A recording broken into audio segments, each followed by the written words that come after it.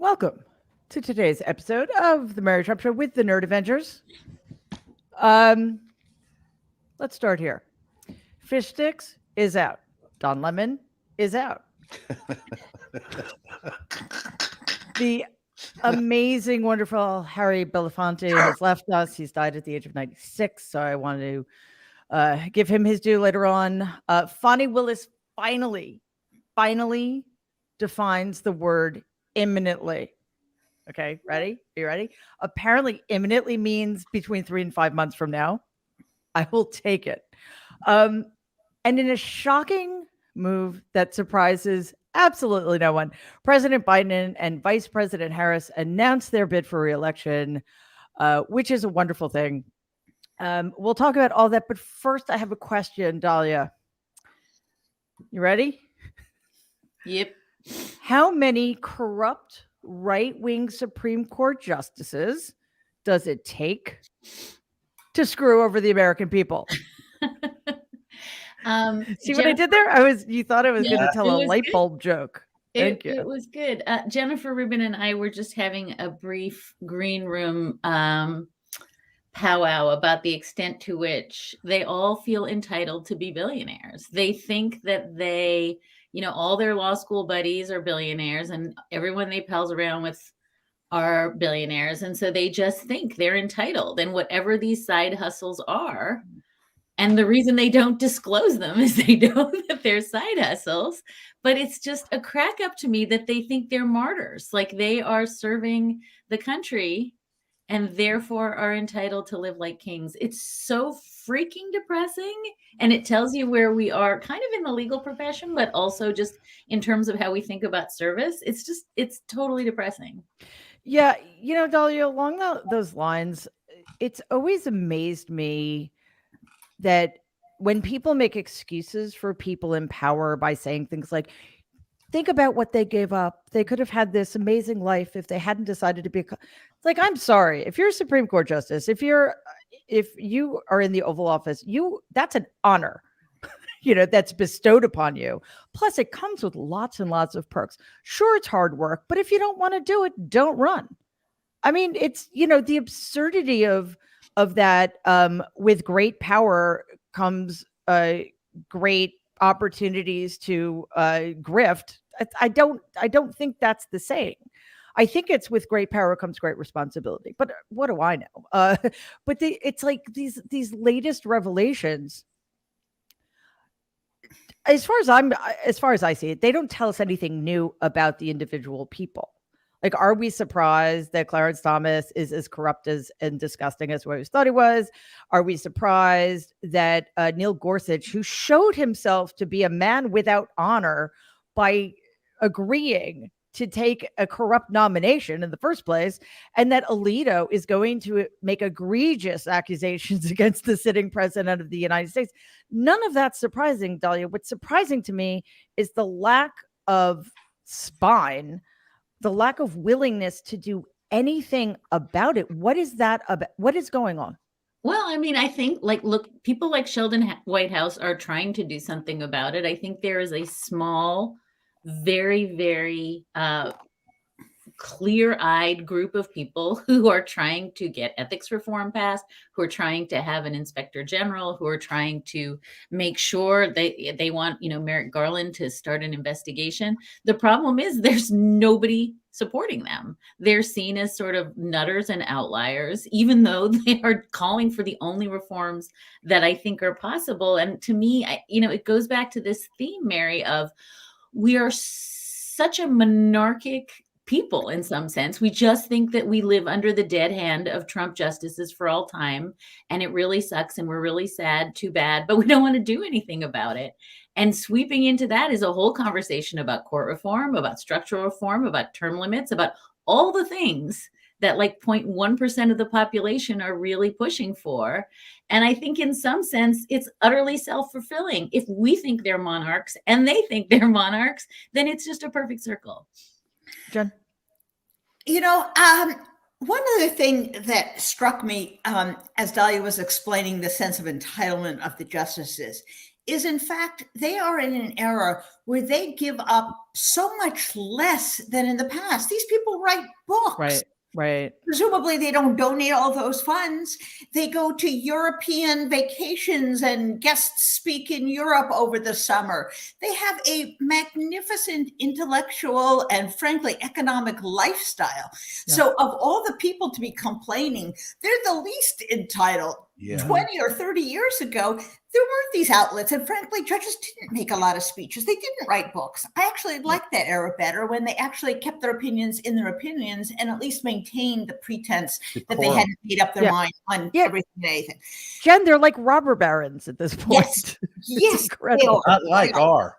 And to Dahlia's point about the weakness, there are 3 weak links in all of this, really important ones. The first is Chief Justice Roberts, who is going to go down as the worst Chief Justice with the least moral suasion. Somehow, I don't think this would be going on even under Rehnquist, who had the respect, whatever you thought of his views, he had the respect of all the justices. They wouldn't want to embarrass him. Roberts has none of that sway. Right. Second weak link is Dick Durbin. I wrote a piece, if you don't mind the colloquial, ripping him a new one, for failing to, first of all, not just invite, but insist that either Roberts or Thomas come forward. And secondly, maintaining the moronic blue slip that allows these Republicans to hold up justices. So number 2 in the weak link. And number 3, although I support his reelection, he's been a fine president. President Biden has done everything he can to really throw cold water on the idea of court reform. And I wish he would just, even if he doesn't advocate, give it time to percolate. There are many smart people who are trying to at least put this on the radar screen for 2024 to begin the discussion of why we need term limits, of why court expansion would not be the end of democracy as we know it, why we need a mandatory code of ethics. So instead of simply throwing one's hands up or saying, we don't want to do any of these ideas, this very nice commission, which I appointed, came up with, just let it grow. There are groups out there who are advocating, there are individuals, there are politicians, and at least give them a green light to get some public opinion behind these reform ideas. Yeah, I that commission was demoralizing. I have to say. Anyway, Brian, you want to talk more about the idea of court reform? Yeah, I think. Court expansion. Well, yeah, the court. Well, both, but Jen points out something really important, and that is there's a disconnect between those who've been in power for a long time and those who have not, and those traditionalists that is represented by our current president, kind of loath to take a look at expanding the court or the court reform, while there are younger leaders in both parties who would like to do so. And I think that's one of the problems that you're going to have, and why it does need to be brought up now, because look, whatever else you say about Donald Trump or Joe Biden, they represent an era that is fading in American public leadership. Not that Donald Trump has ever been a leader, but but the idea that younger people need to be involved in this and expand the court is key. I mean, I cannot remember a time in my life where you actually had a Supreme Court justice screaming in front of a hearing, "I still like beer." I mean, just the depths of depravity. Senator. Yeah, just the depths of depravity in that statement alone. $10 he's selling T-shirts. We just don't know about it yet. Yes, we're gonna find out. And the bobbleheads. Don't forget the bobbleheads. Oh, and the cozy thing. Or the sexual assault. Don't forget that. Well, either. and we did a lot of stories on Gorsuch when he was up at the newspaper I was running at the time. He was a local boy, and we pointed out all the problems he had, like dumping a woman on the side of the road at a party in college, and the things that he did that he's able to get away with because of privilege. And also because Christopher Wray, for reasons which big comprehension, is still the head of the FBI. But that's a conversation. Yeah, but at the end of the day, without expanding this court, because the Federalist Society has been so successful in stacking the court with six, and I mean, I'm talking six very conservative Catholics over the last. They have made an effort over the last 30 years to do it. Democrats have not countered it. You need to expand the court, or at least limit the terms of the people on the Supreme Court, because by God, they live a life of privilege. And there's no way in hell that they can connect with the average person. Any of the six of us here sitting here right now, hey, Norm, any of the six of us sitting here right now have nothing in common with those people. They are the haves. We are the have-nots compared to them. We're really white, but that's maybe the end. That's the beginning and the end of the similarities. Cliff, you wanted to jump in? Yeah, I mean, what I want to say is it's emblematic of that greater divide we have on the Democratic side on so many of these kinds of things when it comes to fighting back. And that we should be happy because there wasn't even this divide like during the Obama administration. Everybody was on the side of caution, you can't do anything, you can't change anything, oh, don't rock that boat. But we do now have this sort of, and it largely age, not completely, but largely of younger, your Swalwells and your Ted Lieu's and your Plaskett's, and people like that in the House. And you have some younger senator, Brian Schatz and Chris Murphy. You'll have them among governors who aren't willing to do this anymore. And they're sitting there and saying, there must be massive reforms. We must do things, even if it seems unseemly, oh my gosh, break with tradition, because that's what the other side's done. And as that wing grows more into power, I believe, and I believe Hakeem Jeffries is of that ilk too, I think we will get to a place where this happens. The problem is, of course, with the Supreme Court, it's a race against time, and we need it to happen sooner rather than later. Yeah. Norm, we've been talking about the egregious awfulness of the right wing justices, if you even want to call them that anymore, on the Supreme Court. And, Dahlia pointed out that in addition to having sort of that general conversation, we should focus in on the recent ruling, or I should say ruling to continue the stay on mifepristone, which was a good thing, but the dissents, especially Alito's dissent. So two things. What was that dissent about, and what does it tell us about what's happening going forward? What did I do? Something. Did I miss something? No, you're just laughing at me for no reason. Okay, I'm having one of the. I just got off the phone with my accountant, so you'll understand. Tax time is why I'm a bit. Well, it was anyway. That must be fun. So the good news is that they granted the stay to continue the stay. The bad news is Alito's dissent was so beyond the pale that it's just another example of how out of control these activist right-wing judges are. Roberts isn't going to do anything. I don't even care why anymore, whether it's character or logical, or he just agrees with them. But I think I want to explore what the stay means. Is that obviously it's good news now, but is it going to last? And how much damage is Alito going to continue to do, not just to the court, but the ability for the American people to have any faith in this court? So a couple of rants on the Supreme Court.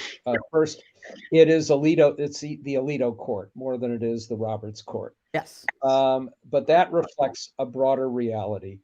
John Roberts' tenure as Chief Justice has been a catastrophe from top to bottom. I'll go back to the beginning.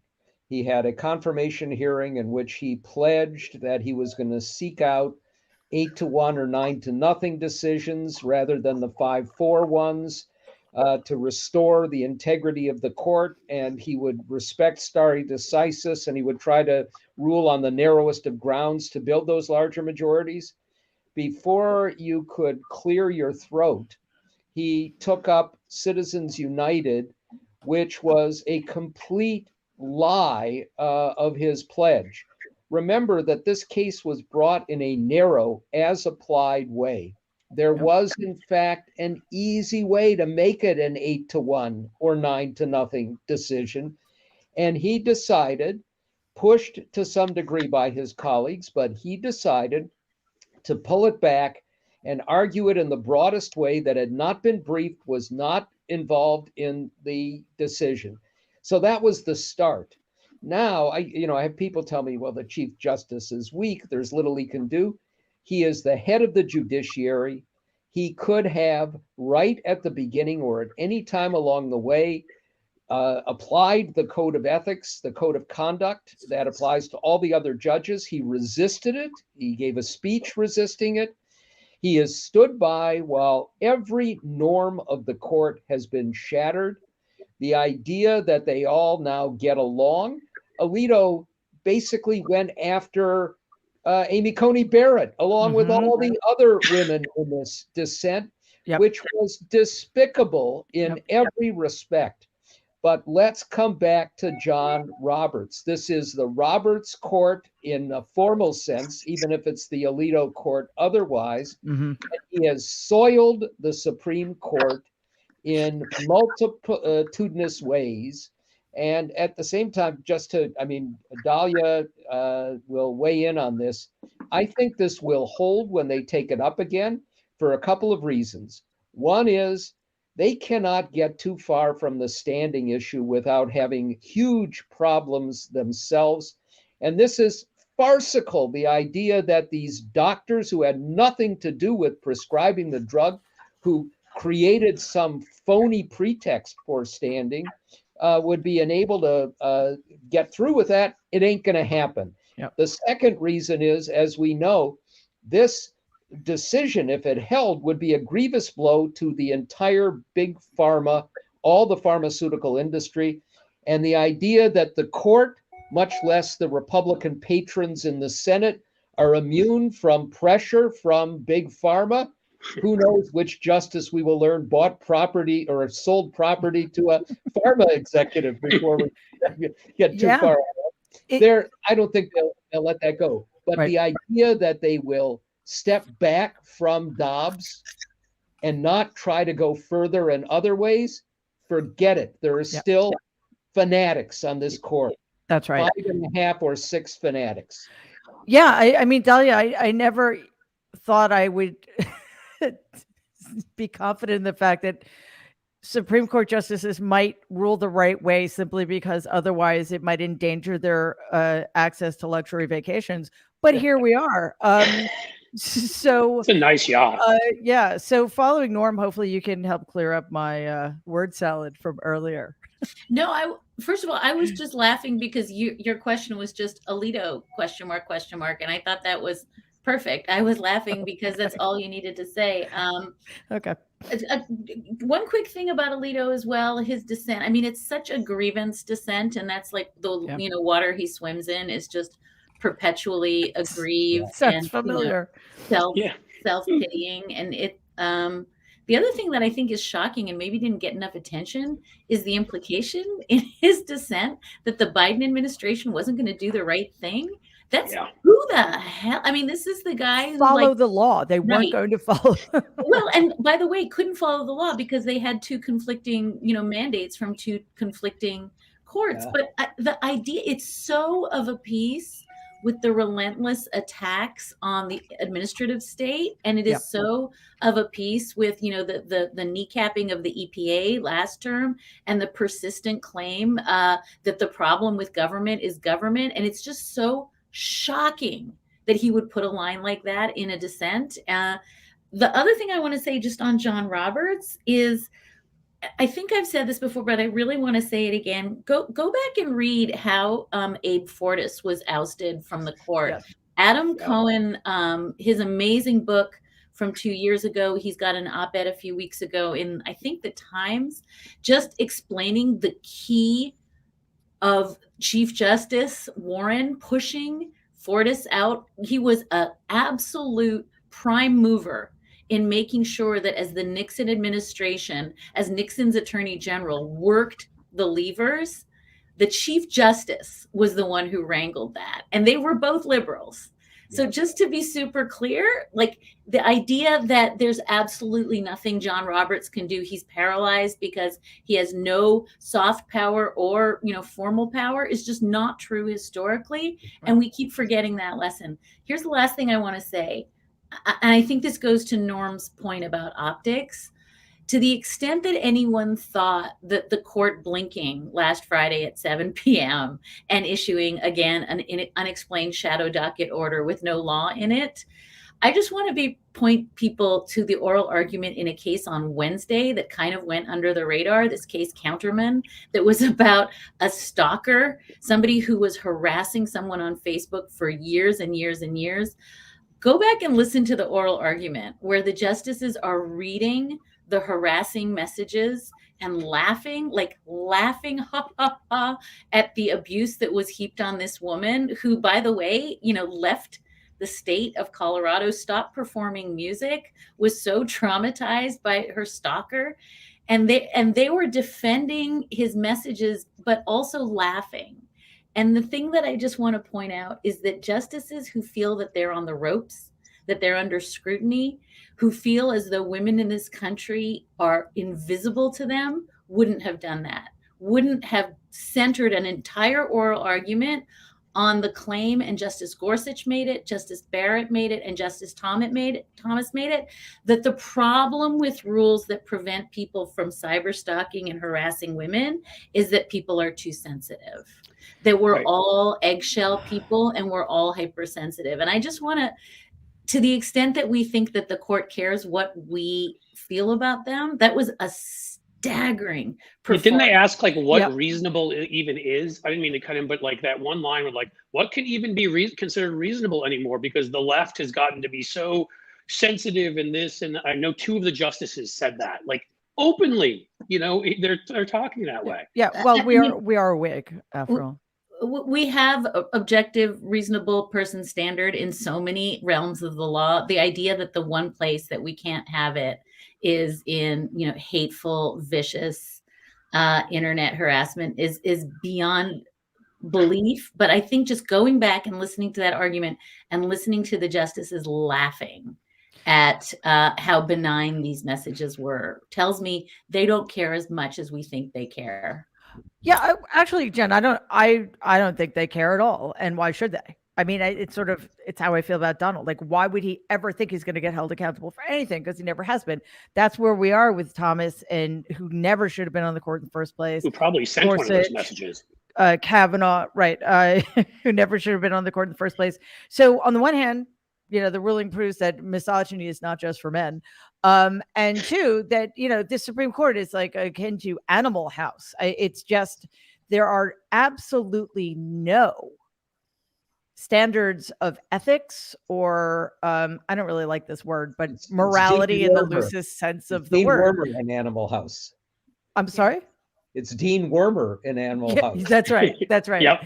Yeah. So Jen, I mean, what is there any way to convey, especially as we're coming into an election season, to Democrats who never seem to have gotten the message how important the Supreme Court is, just how important the Supreme Court is, especially when it's a rogue Supreme Court that is not accountable to anybody, and that, far from having its fingers on the pulse of what the American people want, is willing to stake its claim with the 30% of anti-democratic fanatics.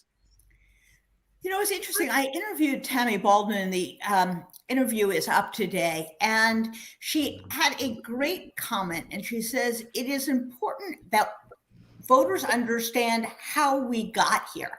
And what she meant by that is Republicans have always had this connection between the people they elect and the court they want. Democrats have not done that in the past. They somehow separated these two things. And her point being that you need a massive public education campaign to explain that the reason we have this Looney Tunes Supreme Court that is so far from public opinion, farther than any other court that I can think of, at least the Tawney court, half the country did believe that blacks weren't human beings Exactly. They were closer to public opinion than this court is. That you have to begin by educating Democratic voters, and in essence, making them one-issue voters, which is on the court. Second issue, Democrats who are running for the Senate have to be put to the test. Will you figure out a maneuver around the filibuster in order to enact court reform, voting rights, and other fundamental civil liberties? And they really have to be pushed, because the problem is not just Manchin and Sinema. There's 3 to 5 other Democrats who are going to be very skittish, even if somehow they get a couple more votes, and they're going to then become the problem. So it's important that the base, that activists begin to put pressure on them, that we expect this. We're not going to sit through another Durbin, pretty please, hearing. We're not going to go through another debacle like the filibuster of the voting rights package in 2020, and to really put the screws on them. I just want to add a couple things to Dahlia's fabulous dissection of Alito. Understand that the test in a stay is whether a side will have irreparable harm. He never in that entire rant considered that women would have irreparable harm if they did not have access to an FDA-approved drug. And that's because women do not exist for him. My sister, who's an appellate lawyer, had a great saying. She says he's like a kid with one of those pink erasers from grade school, and he just erases the women out of every opinion and every issue that comes before him. So that is one outrage. The other, understand that he said there would not be irreparable harm because the administration would be in contempt of court, would take the decision to defy the law. Based on nothing, based on sort of a Fox News kind of rumor suggestion that the administration never adopted, never said, was nowhere. And that if that were the standard, then you'd never have a stay for anybody, because the other side could always just refuse to go along. Like, this is just legal chaos. This is beyond the attempt to even rationalize backwards. At least if you were rationalizing backwards, you'd come up with better things than this. This is just a vile temper tantrum. And I would say that the one very reassuring thing in there was his very snide remark that if the government and the FDA simply waited long enough, the Fifth Circuit, or certainly this court, was going to give them what they wanted. That, to me, was a little dig that the other justices on the Supreme Court have told him to go F off, that we don't want this kind of crap. You said this was going to be the end of abortion at the court. We're not going down this road, so forget it. And if that's really how they felt, Roberts should not have afforded him the extra couple days to write that ridiculous opinion. That's why it was delayed, because they were extending him the courtesy of writing this ridiculous dissent. No more courtesies for this guy. Frankly, it's for his own protection. He just makes himself even more objectionable and more a subject of ridicule. So next time, don't give him any time. Yes or no. That's all we're asking you on the shadow docket. And keep your asinine opinions to yourself. Yeah, that ain't going to happen. But I just want to point out that we are almost at capacity. Cub reporter Jen Taub is on assignment in the mean streets of New York City, so she can't be with us today. But Danielle Moodie, Brown Mary, welcome, guys. And Waj, we have not seen you in a really long time, so welcome back. I hope that Ramadan went as smoothly as possible, given the fasting restrictions, and that all is well. How are you, my friend? All is well. It was only because of Ramadan, because the schedule was brutal for me. But I'm now drinking water during the day again. It's a brand new feeling. Wow, you glutton! I missed all of you. You're a glutton. And the folks in the comments section. So yeah, a lot of people are like, was Mary angry at you for that you tried to usurp her by calling yourself Brown Mary? I'm like, no, it's just Ramadan. I promise. Well, I actually really was very offended. She by was that. upset. It was a 4-week ban. Which just happened to coincide with Ramadan. Anyway, so we were talking about this in court, but I want to shift gears a little bit, Waj, because there's a thing or two going on. And honestly, I don't want to talk too much about Tucker Carlson because because I think funny. the only thing important about that is why, and we don't know that yet. So. But I can fill you in a little bit. It has some to do with the suit from the producer. It has less to do with the outcome, but it has more to do with what we haven't heard yet. And what I've heard from staff, that's exactly what I just said. We don't know yet. But what I've heard from staffers is there's some pretty strong accusations that are going to come out against management and Tucker in that suit. And so that was key to it. I'm sorry, I didn't mean to interrupt, Mary. Go ahead. No, it's okay. I'm saying that because we don't really know, we can speculate, but everybody's speculating, so let's not speculate. In fact, for almost 30 minutes last night, Rachel Maddow went off on one of those centuries-long tangents that was really just brought us sort of nowhere. But I don't think it's nothing. I want to speak more broadly about what's happening in cable news and why there seems to be a shift going on, but I can't get a sense of where it's going. And I also don't want anybody to think for a second that just because Tucker Carlson gets fired, that's going to change anything and that we can all let our guard down. And just as with Don Lemon, I don't think we know why he was fired. We know that he was fired without notice, which again, either means that it was something, well, obviously we don't know what it was. It was something so horrific they didn't feel he deserved notice, or it says more about the direction CNN is going in. Waj, so do you have any thoughts about the Danny media and I just landscape talked at the about moment? this for 20 minutes, and we'll share our thoughts, but we'll work backwards, right? Because you talked about, I want people to stay on guard because I'm old enough and I have the gray hairs that when Bill O'Reilly, who used to be the #1 demagogue in Fox, to the point where he inspired Stephen Colbert's fictional character, once he finally left due to numerous sexual assault allegations that Fox knew about and paid money for, it became clear that he wasn't worth it. So when he wasn't worth it to Fox, which is a corporate entity, they got rid of him. Everyone celebrated as they should. But I said the next guy coming up, Tucker, he'll just be the new Bill O'Reilly. I was wrong. He was Bill O'Reilly on steroids. He took it to the 10th degree. So I gave the analogy of Hydra. One head gets lopped off, two heads take its place, right? So the question is, who will be the next white talking head at Fox? And another thing, a little wrinkle, and I hate giving Fox ideas, is they're using people of color. I'm sure they're listening.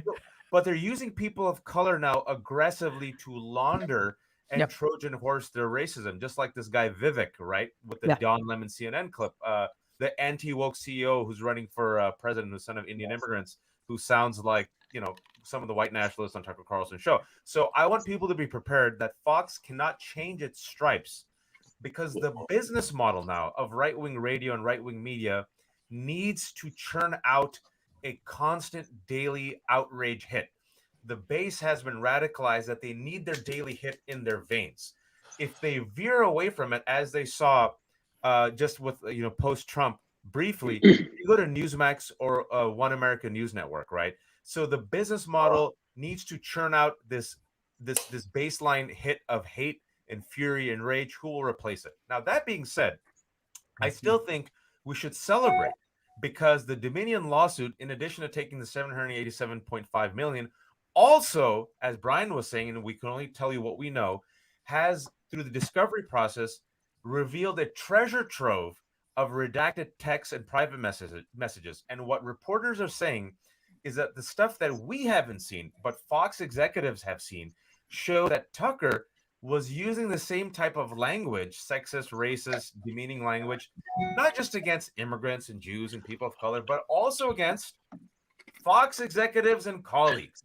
So I think that makes them snowflakes, Mary. They're okay with giving Tucker a platform to dish out against women, immigrants, Jews, people of color. But once he dished out against these Fox executives, apparently that will hit too close. Exactly what Norm said. Hey, And as Brian was saying, the sexual harassment lawsuit by his former booker is also revealing how rife his workplace was with sexism and racism on top of this Dominion lawsuit, to the point where one nugget that we got was he called Sidney Powell the C word. So if you think that Fox cares about sexual harassment, I give you their entire history, Roger Ailes, Bill O'Reilly. Right. But what is important for folks, and this is where Don Lemon comes in, because me and Daniel were talking about this, is men in media in particular, when it comes to their egos, when you get that perch, when you're the host of a show, it's the apex. You are in the driver's seat. And you sometimes, with your ego, delude yourself into thinking that you're bigger than the network. You are not. And Rupert Murdoch and CNN and Zasloff and Licht reminded Lemon and Tucker, respectively, you are a pawn and a product in the system.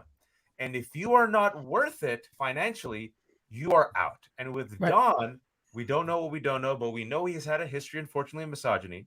He railed against Nikki Haley, made his 2 female colleagues uncomfortable because he doubled down and said she's over the hill. Once that article came out 2 weeks ago outlining his history, I told Danielle, he's out. Just wait for it. He's out. And then according to the New York Times, and this is what's really troubling, he should be out for that. But according to the New York Times, he was out for his really good interview where he pushed back against the racism of his guy Vivek. If that is true, Mary, that is very concerning and shows that CNN has gone all in, as we have talked about on your show, with courting the right wing for both sides reference, and it will be terrible for media. What a word. Hang on, Brian. I want Danielle hasn't had a chance to talk yet. What worries me is that CNN will see. Is Danielle? Oh, okay. Sorry, you were so still. I thought your picture was frozen. It's like, are you like meditating? That's awesome. It's like she's on mute, though. Danielle's very zen today, but she's on mute. But she'll unmute.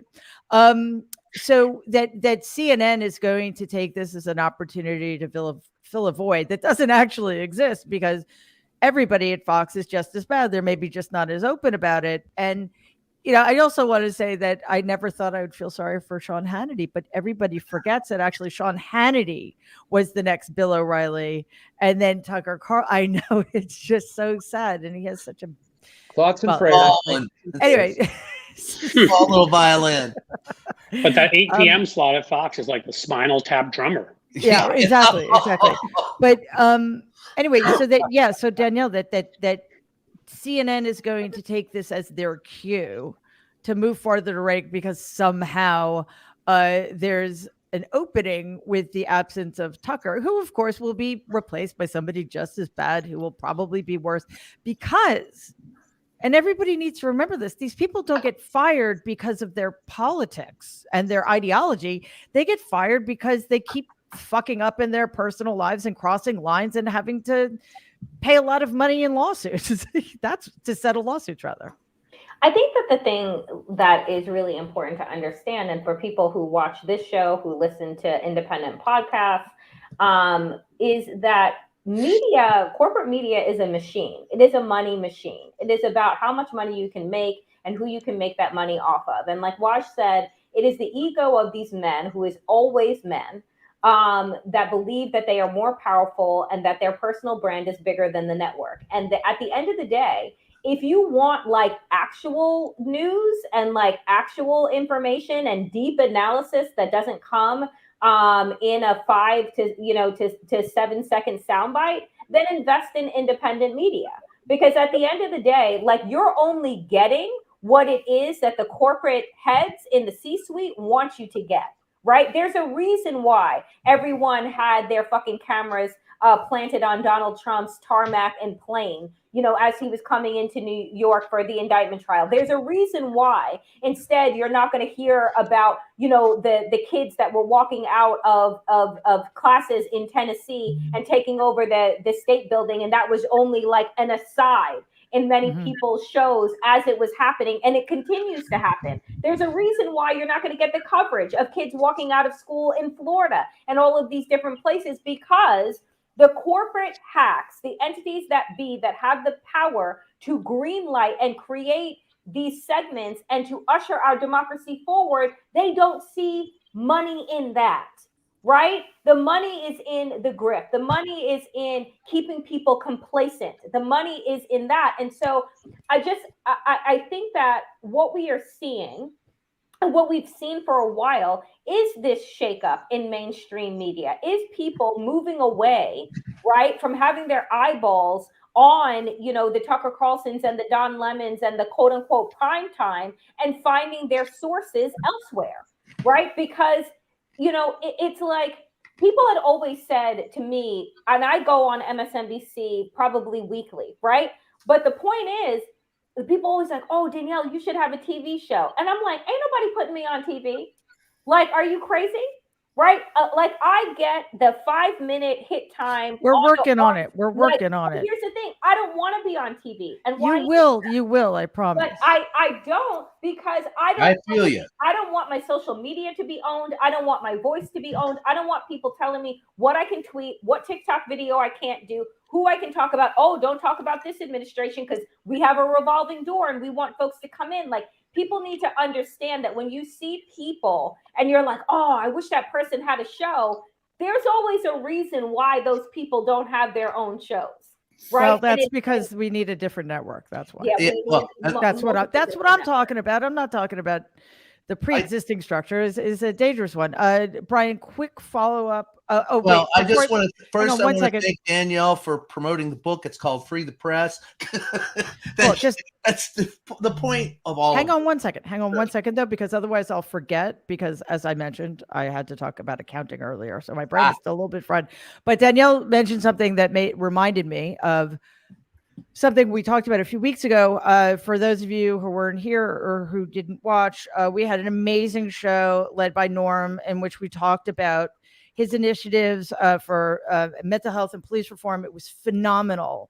And it was just this reminder that we, to Danielle's point today, we need to stop once in a while and focus on something that's extraordinarily important for ourselves, our children, our future, our democracy, and not only get wrapped up with current events, which makes it possible for people with nefarious intentions to get away with things like banning books and defunding libraries. So, I want all of you to give me your suggestions, but next week I want to focus on what I just said: book banning, widespread book banning, defunding libraries when the book banning situation doesn't work. Because, by the way, the best way to make a book a bestseller is to ban it. Please ban my second book. I beg you.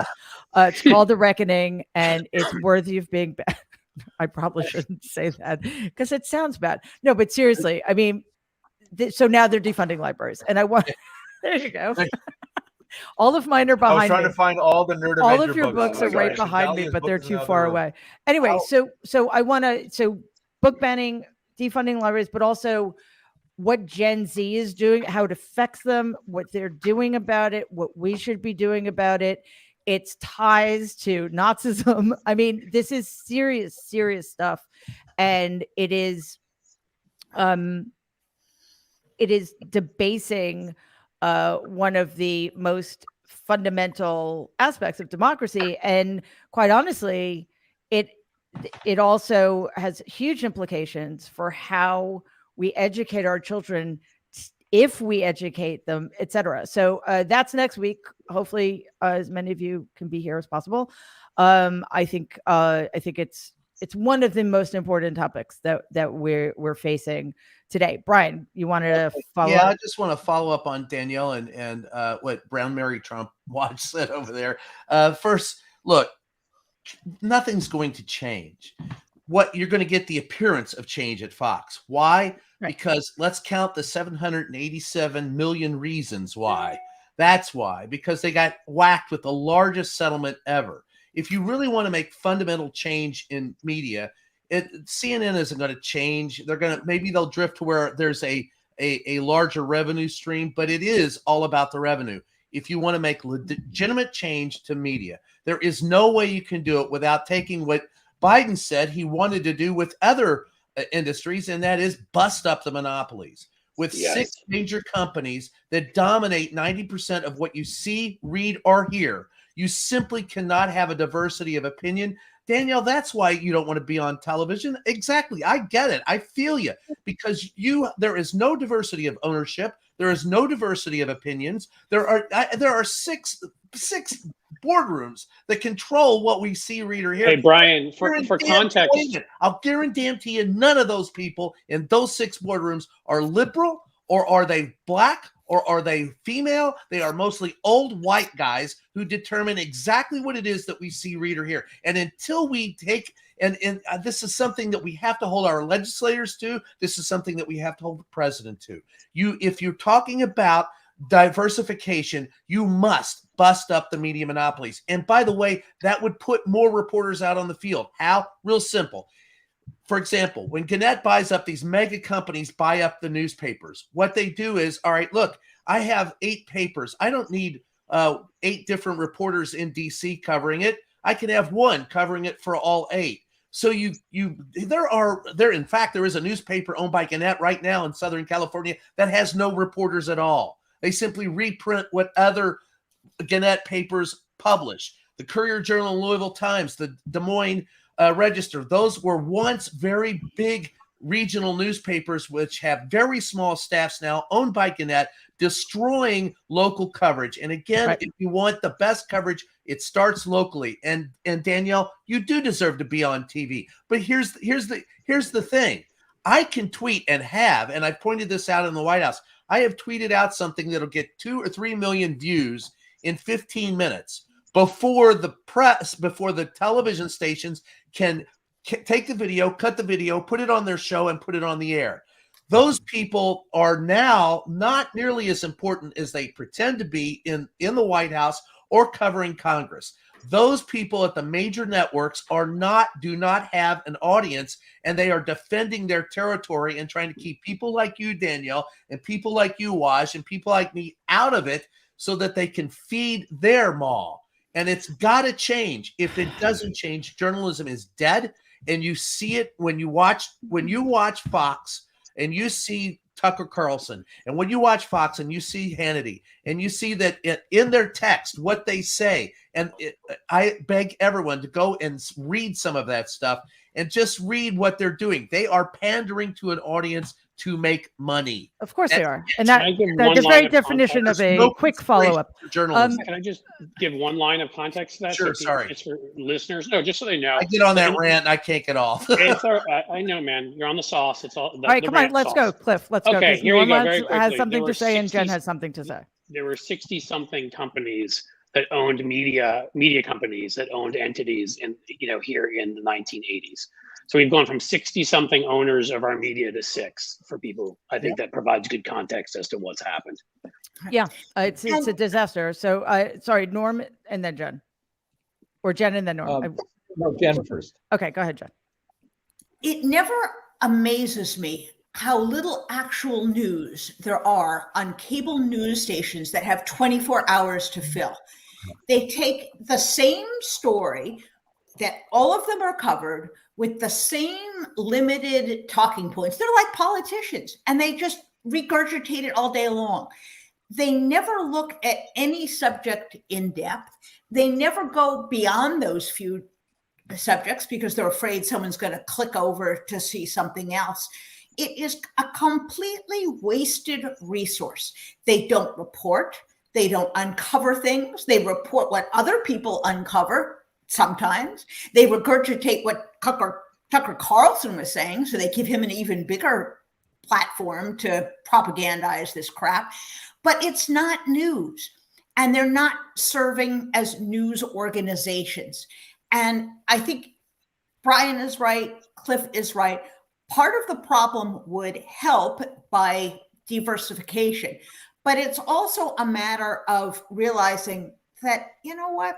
We're all, over the age of 40-ish, I'll be 45-ish, something like that. We're not Gen Z. Yeah, the whole generation of people who aren't watching television at all. It's a dying media altogether. Yeah. So the next media generation is going to be controlled and going to be informed by people who know how to present media in ways that Gen X, Gen Z actually get their media. Because It's only fine because we're killing it. And well, it's being allowed to happen, I think is maybe a better way of putting it. But Norm, what worries me too is that, yes, obviously representation matters, but it's also cultural. And we see this with law enforcement agencies. People tend to drift towards the power. And I don't think diversity is enough at this point.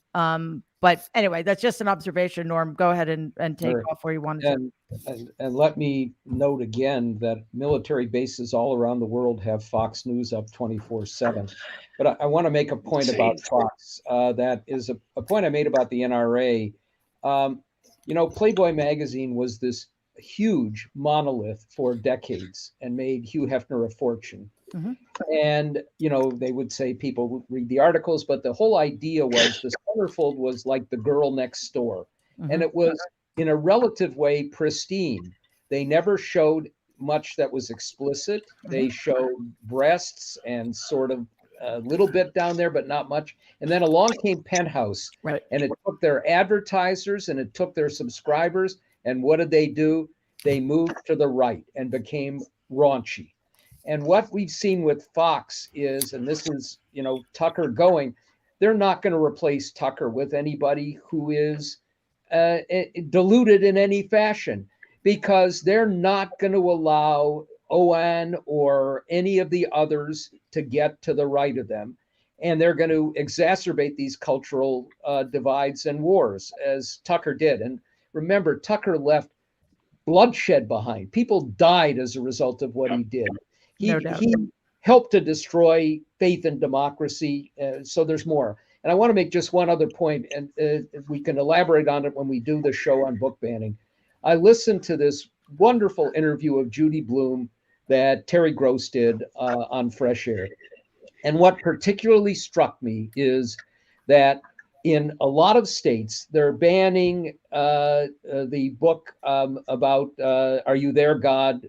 It's Me, Margaret, mm-hmm. which is all about menstruation and kids who don't know and have no idea if this is normal or not normal, or worry about when they're going to get it and their friends get it. And they're now going to prevent teachers from talking about it. And I'm just thinking of the damage that's going to be done to these young girls who are probably, whose parents won't talk to them about it, who don't know what's going on, or who think that they're abnormal. And this is it's not just banning books that deal with race, with slavery, with Anne Frank, or any of the rest of it. It is, we're going to have a generation of kids with mental health issues because of all of this pernicious stuff. And we have to go on the offensive in a big way against this. It is pernicious in to the nth degree. Yeah, and I think it's important to that point, Norm, to make explicit the idea that one of the agendas on the right is to make children who are part of the LGBTQ plus community, who are children of color, or who are girls, feel shameful or frightened about their very being. Yeah. And that should we should all be running around with our hair on fire, because the cruelty of that project, it just underscores my opinion. They don't care about children at all. And during COVID, what they proved to me is they don't care about their own children either. And if people feel that way, they will stop at nothing to get what they want. So that's the enemy we're facing. It was so great to have so many of you today, but it gave everybody a little less time to talk. So I want to wrap up, though. I want to hear from everybody now that we got the shocking news that Biden is running for re-election. Who could have seen that coming?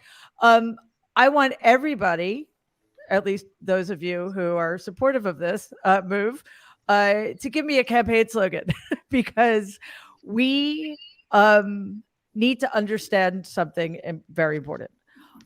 And again, this is my opinion. I think Joe Biden has one thing against him, and it's being made to be worse than I think it it is, but he's 80. That's the one strike against him. Donald Trump also has one strike against, only one. And it's that he's Donald Trump. Okay. So, those two things are very different in scope, right? So, who wants to start? I know I'm putting all of you on this. Oh, Jen, awesome. Jen. Democracy versus fascism. We're making t-shirts. Absolutely. Danielle. I'm stealing it from Waj, but I'm saying 10 toes down for Joe. Because democracy is going down. Oh. That's it. I love Either it. 10 toes down or democracy goes down. Those are your choices. Yep, exactly. Cliff. I don't know. This just came to me, but I think it'd be a fun playoff of theirs. Democracy first. How about that? Yeah, because it absolutely upends the nonsense that, one, they're putting America first, or two, that the America they have in their heads is anywhere near to being a democracy. Brian, I'm picking on you. Uh-oh. Democracy now. I think Amy Goodman might have some trademark issues with that. Vote early, vote often. I don't think that. I think that's only allowed in Georgia. Not for us. Waj. That's right. Old but reliable. And that'll get him in the streets. But keeps on kicking. I would own it. No, in all seriousness, I would own it, and I'm so glad to see that. I don't know if you all saw that they're selling Dark Brandon T-shirts. Yes, Dark Brandon rises. Yeah, I don't know if you guys have seen the 404 page on the campaign website, but it's something like, "Hey Jack, let's get you to the right place," and it's Biden with his Dark Brandon glasses. It's awesome. Norm, how about you? So how about seasoned leadership? Yep. And if not that, make democracy great again. Yeah, I love it. And you know what? I think what's great about all these campaign slogans is, one, it just shows you that we do need to come up with something pithy and easy to remember and punchy, but that not everything appeals to everybody. Like we need some just straightforward, this is the way it is. And like old, but reliable, it works. Trump isn't like going to work. Trumpism doesn't work. Well, fuck Trump. Well, I can't wear that T-shirt, but I guess my daughter might have a problem with it. Well, I just want to say, everyone's going to attack him for being old. All the polls have come out, but I think if he owns it, just own it, lean into it. It's kind of like a Reagan at he the does need to lean debate into to Mondale, right? When Reagan took that issue off the table, calling Mondale young and inexperienced. Exactly. Yeah. And to in a different degree, Benson did that with Quayle in terms of experience and what have you. Yeah, but Jack Kennedy, yeah. I think that we need to, the Democrats have to like what all of you have just said, just face it. He's 80. He's not a young man. I mean, and if we were, I don't think we should go this far, but old but sane or something, because the thing that is just mind blowing, and I think by normalizing it and just making it okay, Donald's 4 years younger. It's not like he's a spring chicken. That's right. So we need to take away their one line of attack. And why do they use it? Because, like I said, it's the only thing they've got. So I love the idea of focusing, diffusing that issue, focusing on the reliability, because that's what not all of us want that. Some of us want revolution, but a lot of us want reliable. I want reliable revolution. How about older but sane? Yeah. How about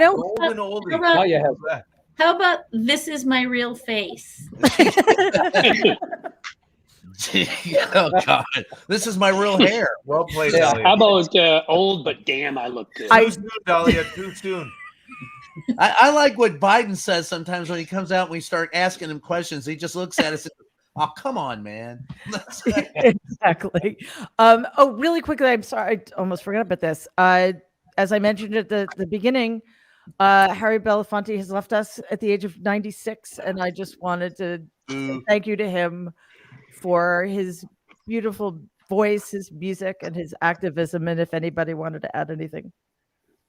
I will say, I tweeted this morning that one of my wonderful moments in my life was at a Kennedy Center's honors. He was there, and I went over to introduce myself, and he stopped me and he said, "I know who you are. I read your stuff."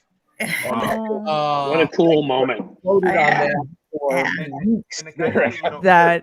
That is a beautiful thing. Let's end there. That is just, I love everything about that. So thank you. It was so good to have all of you here today. Seriously, Danielle Moodie, Brown Mary, Waj Ali. It's good to have you back, my friend. Brian Karem, Cliff Schechter, Dahlia Lithwick, Jen Rubin, Norm Ornstein. Thank you, my friends. It was so good to see you. And don't forget, next Tuesday, we're going to do a deep dive into book banning, what it means, and what we need to do about it. And I'll see you soon. Stay safe, everybody. Take care, guys.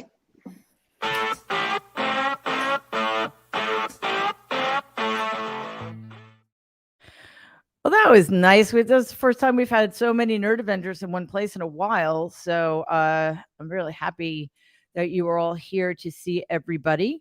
Sorry, my brain kept freezing. Taxes, not my thing. Anyway, I just wanted to remind you that we will be, assuming that I stay healthy, which I'm doing my best to do, we will be back on Friday for the wrap, 12 p.m. Eastern, 9 a.m. Pacific. So please join us for that. And of course, we'll be back next Tuesday with the Nerd Avengers at 12 p.m. Eastern, 9 a.m. Pacific for our special deep dive in book banning. Don't miss it. It is an incredibly important topic. It's something near and dear to my heart. It's something I think that should be on the front page of newspapers every day, because it is one very slippery slope. And I don't want you guys to forget that the Mary Trump Show is going live on stage. First show, May 7th, House of Blues in Chicago. Second show, we're at Cobbs Comedy Club in San Francisco on May 9th. May 10th, the Aladdin Theater in Portland, Oregon. And on May 16th, in my hometown, New York City, we're at the Gramercy Theater. I want you all to be there. It will be me, a couple of nerds, local special guests. It's going to be amazing. We need sanity and laughter in these quite precarious times. So tell your friends, have them tell everybody.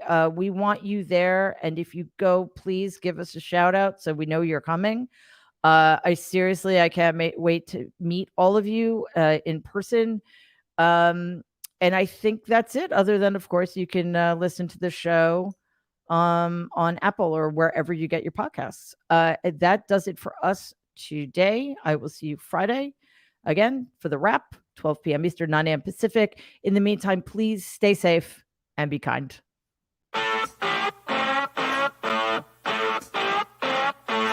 Thank you.